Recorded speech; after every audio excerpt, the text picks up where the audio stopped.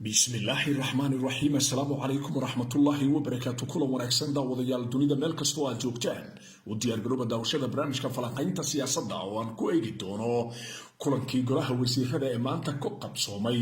magaalada Muqdisho xarunta waddanka Soomaaliya golaha wasiirada maanta maxaa looga hadlay arrimihii beledweyne ma la isku soo qaaday go'aan caynka ah bay xukuumadda xilgaarsiinta Maxamed Xuseen Roble ka qaadatay ciidankii la geeyay magaalada beledweyne wasiirada la amray magacyadooda iyo waliba mowqifka ay ku dhaqaaqi doonaan ma laga yaabaa go'aanada golaha wasiirada maanta ay gaareen inay qaataan taliyaasha ciidanka iyadoo la og yahay waraysiga taliyaha ciidanka xoogga dalka Soomaaliya uu siiyay laanta afka Soomaaliga ee VOA-da taasoo ku inkiray xukuumadda inay jirto haddaba odawa Yuusuf Raage hadalkiisa iyo go'aanada golaha wasiirada ayaanu isla dhinac dhigi doonaa iyadoo dhan walbana aan ka eegi doono hadduu alla idmo u diyaar garow daawashada barnaamijka falanqaynta siyaasadda oo aad mar walba ka daawato page-ka Facebook Cabdilaahi Balwaan haddii aad page-kan like saarato isla markaana aad noqoto qofka ugu horeeya waxaad heli doontaa insha Allah barnaamijyada fariin ayaana ku soo dhacaysa fadlan like saaro ama follow garee page-ka si haba yaraatee barnaamijyada ku seegin golaha wasiirada xukuumadda xilgaarsiinta Maxamed Xuseen Roble ayaa maanta falanqeeyay go'aankii ciidanka xoogga dalka Soomaaliya iyagoo ka amar qaadan wasaaradda amniga ciidamo loogu daadgureeyay magaalada beledweyne xarunta gobolka Hiiraan maanta waa la sugayay go'aanka golaha wasiirada waa la dhowrayay in si dhaba ay u cadeeyaan mowqifka golahaasi wasiirada iyadoo la wada sugayay natiijada rasmiga ah ee ku aadan arrinta taliyaashaasi iyo tilaabooyinka laga qaadi karo golaha wasiirada ayaa maanta miiska soo saaray go'aanka beledweyne iyo maalinta labaad suuqa bakaaraha oo ay xiran yihiin kooxda Daesh iyadoo taasna ay tahay mid xanuun iyo dhabarjab ku ah dowladnimada xukuumaduna aysan u dulqaadan karin golaha wasiirada waxaa ku sugnaa labada wasiir amniga iyo gaashaandhigga su'aalooyin adag ayaana laga weydiiyay oo ku aadan amniga iyo waliba ciidankii loo qaaday magaalada beledweyne wasiirka amniga ayaa shaaca ka qaaday inuusan waxba kala socon isla markaana wasaaraddiisa aan lagala hadlin arrinta ku aadan ciidanka taasoo micnaheedu yahay cidda magaalada beledweyne ciidamada geysay inay tahay madaxtooyada villa Soomaaliya oo hogaaminayo madaxweynaha muddo-xileedku ka dhamaaday Maxamed Cabdilaahi Farmaajo markii la ogaaday in wasaaradda amniga aynan waxba ka ogeyn ciidankii loo qaaday magaalada beledweyne markii la ogaaday go'aanka ku aadan in aynan xukuumaddu haba yaraatee waddo aanan ahayn inay go'aan ka qaadato marnaba aysan u bannaanayn maadaama ay xukuumaddu waxba ka ogeyn arrinta waxay qaateen mowqif wax ku oola oo aan aad u falaqay doono balse marka hore wasiirka amniga ayaa su'aalo kale laga weydiiyay suuqa bakaaraha oo maalintii labaad u xiran kooxda argagixisada Daesh isla markaana ku soo rogay canshuur waxa wasiirka amniga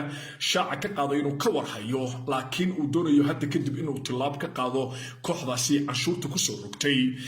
suuqa bakaaraha waxayna ku soo beegmaysaa xilli xukuumaddu ay arrimo doorasho ku jirto iyadoo suuqa bakaaraha argagixisada ay xiratay 2 maalmood waxaa la amray wasiirka amniga in isagoo adeegsanaya laamaha amniga uu degdeg wax uga qabto arrinta suuqa bakaaraha isla markaana laga sugayo natiijo wax ku oola muddo 24 saac wasiirka amniga ayaa ballan qaaday in uu fuli doono awaamirta wasiirada ama xukuumadda Maxamed Xuseen Roble iyadoo oo tani hadday dhacdo ama tilaabtan hadduu qaado keeni karta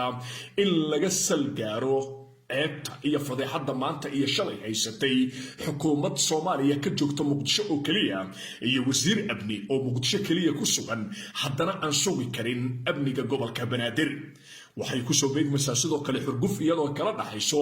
maamulka gobolka Banaadir oo kula loolamay wasiirka amniga in talada iyo amniga dalka ama amniga gobolka Banaadir ay wax ku leeyihiin lamana arag labadii maalmood ee ay Daesh gacanta ku hayeen suuqa bakaaraha qoladii wasiirka amniga ku haysatay in ay amniga la maamulaan dhinaca kale golaha wasiiradu waxa ay su'aalo ka weydiiyeen arrimaha ku aadan ciidanka marka laga soo tago gaashaandhigga iyo amniga wasiirka arrimaha gudaha General Mukhtar wuxuuna shaaca ka qaaday wasiirku inuusan haba yaraatee waxba kala socon arrinta ku aadan ciidanka la geeyay magaalada beledweyne ra'iisul wasaaraha dalka ayaa isna waxa uu shaaca ka qaaday in ugaaska xawaadle ay wada hadleen sidoo kalena uu la hadlay madaxweynaha Hirshabelle Cali Goodlawe cabashadoodana uu dhageystay kadibna ay u soo baxday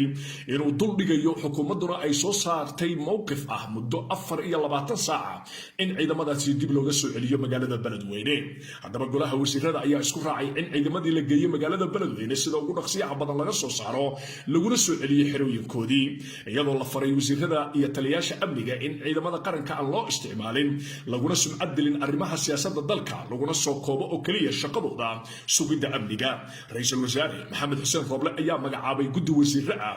iyo waliba hirshabelle waxgaradka beledweyne oo ka wada shaqay doona xiisada xal u raadinta khilaafka ka taagan magaalada beledweyne muhiimadu wasiiradu kaliya ma aha in ay ciidamada soo celiyaan in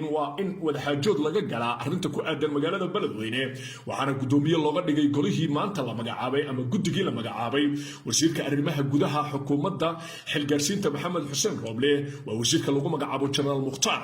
haddaba wasiirkaasi waxaa looga dhigay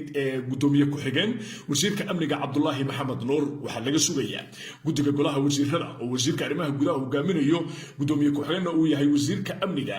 in ay si degdega arrinta magaalada beledweyne go-aan uga qaataan islamarkaana ra-iisul wasaaruhu uu sugayo natiijo wax ku oola lacalla hadday dhacdo in ay ka hor yimaadaan amaro adag sida uu taliyaha ciidanka xoogga dalka v o da u sheegay inuusan haba yaraatee waxba ka weydiinayn bal hadalkan si fiican u dhegayso waraysi uu siiyey odawaa yuusuf raage v o da wuxuu shaaca ka qaaday in haba yaraatee uunan amar ka qaadanayn oo go-aanka ciidanka qaranka aynan shaqo ku lahayn wasaaradda amniga taasoo xifrad xumo iyo aqoon la-aan darteed uu maanta shaacinayo taliyo ciidan inuusan wax shaqaa ku lahayn wasaaradda amniga wuxuu odawaa yuusuf raage ku sheegay ciidanka beledweyne tagay inay la dagaalamayaan argagixisada al-shabaab dadka soomaaliyeed ayaa isweydiiyey argagixisada uu odawaa yuusuf raage tilmaamayo ma dadkii shacabkee beledweyne shalay ka mudaaharaada hadalka ah inuu argagixiso ku sheego dadka reer beledweyne dhaawac intee la eg bay odawaa soo gaarsiin doontaa haddaba odawaa wuxuu yidhi wasiirka amniga shaqa ku malihi wuxuu caddeeyey in uunan ka amar qaadanayn maantana maxamed xuseen rooble wuxuu gudoomiye ku-xigeen uga dhigay guddigii arrinta beledweyne wasiirka amniga isweydiintu waxay tahay kow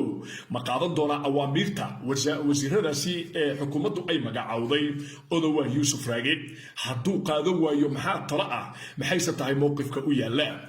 mar haddii go-aankaasi uu yahay mid dowlad waxaa u malaynayaa in ummadda soomaaliyeed badankood ay isweydiinayaan go-aanka ku xigi kara waa hubaal haddii golaha wasiiradu ay ku fashilmaan arrintan inay qasab tahay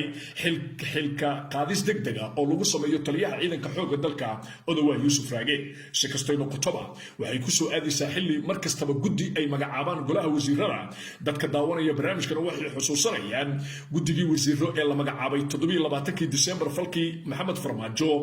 waa sanadkii tagay oo ku qaaday xafiiska ra'iisul wasaaraha afgambigii dhicisoobay golihii wasiirada loo magacaabay halkee bay ku dambeeyeen guddi kastoo la magacaabo muxuu fashil u noqdaa haddaba isweydiinta maanta aan idinla wadaagayo waxay tahay mar haddii guddiyo badan hore loo magacaabay dhammaantoodba la waayey meel ay cirib iyo jaan dhigeen haddaba guddigani muxuu noqon doonaa mustaqbalkiisa dhow barnaamijyada soo socda ayaan kuugu soo gudbin doonaa hadduu alla idmo mar walba ku xirnow beejka cabdilaahi balwaan si aad ula socoto barnaamijyada aan soo gudbiyo oo isugu jira maqal iyo muuqaal intaan barnaamijkan midamida ku kulmi doono waa balwaan oo idin leh dunida meel walba oo aad ka joogtaan sidaas iyo nabadgelyo